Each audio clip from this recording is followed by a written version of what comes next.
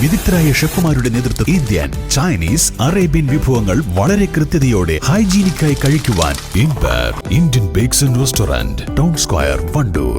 സ്ത്രീ സൗന്ദര്യത്തിന്റെ fashion അഭിരുചികൾക്ക് അനുസൃതമായുള്ള trendy വസ്ത്രങ്ങളുടെ വിപുലമായ ശേഖരമൊരുക്കി ലൈസ.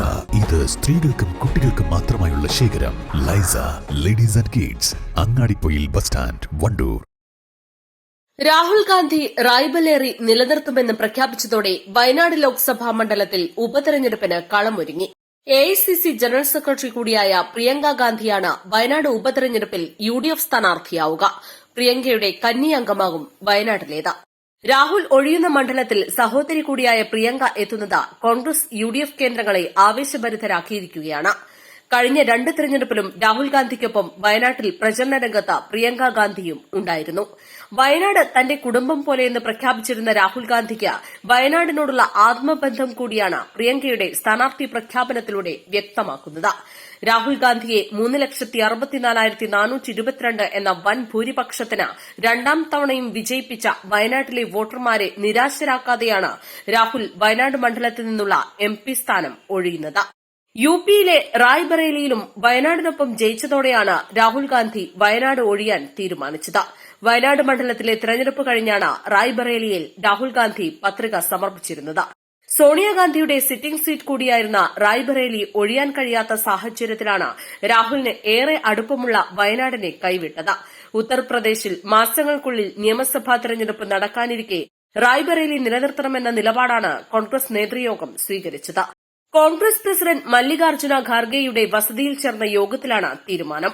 രാഹുൽ ഗാന്ധി വയനാട് മണ്ഡലം കൈവിട്ടതോടെ സഹോദരിയും എഐസിസി ജനറൽ സെക്രട്ടറിയുമായ പ്രിയങ്ക ഗാന്ധി മത്സരിക്കണമെന്ന കോൺഗ്രസ് കേന്ദ്ര നേതൃത്വത്തിന്റെ നിലപാട് കൂടിയാണ് പ്രിയങ്കയ്ക്ക് നറുക്കുവീഴാൻ കാരണം.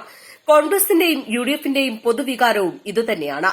സോണിയാഗാന്ധി രാജ്യസഭയിലും രാഹുൽ ഗാന്ധി ലോക്സഭയിലും അംഗമായിരിക്കെ നെഹ്റു കുടുംബത്തിൽ നിന്നും ഒരാൾ കൂടി പാർലമെന്റിലേക്ക് എത്താനുള്ള അവസരം കൂടി കൈവന്നിരിക്കുകയാണ്. പ്രിയങ്ക ഗാന്ധി സ്ഥാനാർത്ഥിയാകുന്നതിലൂടെ നെഹ്റു കുടുംബത്തിന്റെ സാന്നിധ്യം വടക്കേ ഇന്ത്യയിലും തെക്കേ ഇന്ത്യയിലും ഒരുപോലെ പ്രതിഫലിക്കും. മോദി സർക്കാരിനെതിരെയുള്ള പോരാട്ടത്തിൽ രാഹുൽ ഗാന്ധിക്കൊപ്പം പ്രിയങ്ക ഗാന്ധിയുമുണ്ടാകും. വയനാട് കോൺഗ്രസിന്റെ കുത്തക മണ്ഡലമായതിനാൽ പ്രിയങ്ക ഗാന്ധിയുടെ വിജയത്തിൽ എൽഡിഎഫിന് പോലും സംശയമുണ്ടാകില്ല. എൽഡിഎഫ് സ്ഥാനാർത്ഥിയായി ആനി രാജ വീണ്ടും മത്സരിക്കാനുള്ള സാധ്യത കുറവാണ്. 2 മാസത്തോളം പ്രചരണം നടത്തിയിട്ടും മണ്ഡലത്തിൽ കാര്യമായ ഒരു ചലനവും ആനി രാജയ്ക്ക് സൃഷ്ടിക്കാനായിരുന്നില്ല. എൽഡിഎഫ് ശക്തി കേന്ദ്രങ്ങളിൽ പോലും 2019 അവസ്ഥയ്ക്ക് സമാനാവസ്ഥ തന്നെയാണ് ഉണ്ടായത്. ബിജെപി സംസ്ഥാന പ്രസിഡന്റ് കെ സുരേന്ദ്രന് മണ്ഡലത്തിൽ വലിയ തോതിൽ വോട്ട് വർദ്ധിപ്പിക്കാനായി. 2019 തുഷാർ വെള്ളാപ്പള്ളി നേടിയ 78,000 നിന്നും 1.41 ലക്ഷത്തിലേക്കാണ് വോട്ട് വർദ്ധിച്ചത്.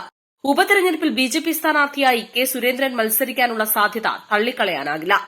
പ്രിയങ്ക ഗാന്ധിയെ സ്ഥാനാർത്ഥിയാക്കുമെന്ന് കോൺഗ്രസ് പ്രഖ്യാപിച്ചതോടെ വയനാട്ടുകാർ ഉപതെരഞ്ഞെടുപ്പിനായി ഇനി കാത്തിരിക്കുന്ന നാളുകളാണ് വരാൻ പോകുന്നത്. പാലക്കാട്, ചേലക്കര നിയമസഭാ ഉപതെരഞ്ഞെടുപ്പിനൊപ്പമാകും വയനാട് ലോക്സഭാ ഉപതെരഞ്ഞെടുപ്പ് നടക്കുക. News desk, east live. Lenora is different from others. Years of perfect stitching experience. Lenora linen, cotton cloth and stitching. Pandikad Road, Vandoor.